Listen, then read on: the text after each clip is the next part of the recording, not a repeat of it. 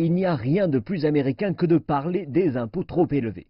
En 1773, les colonialistes déguisés en Américains natifs ont déversé du thé dans le port de Boston pour protester contre les taxes du roi britannique.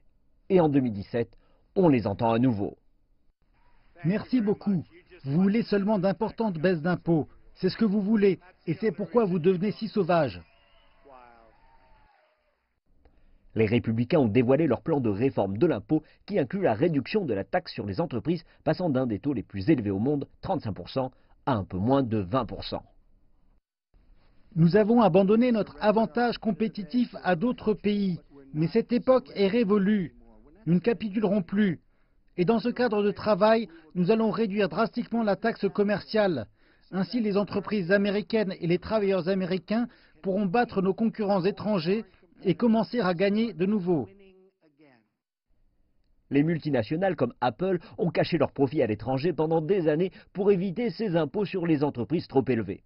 Ce plan envisage un accord de rapatriement qui permettrait de ramener environ 2500 milliards de dollars.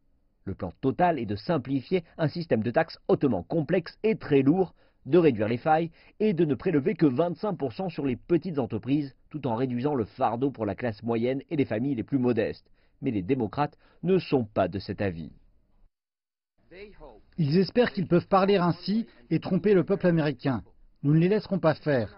Et ce plan est notre meilleure munition pour montrer que ce qu'ils disent et font est différent.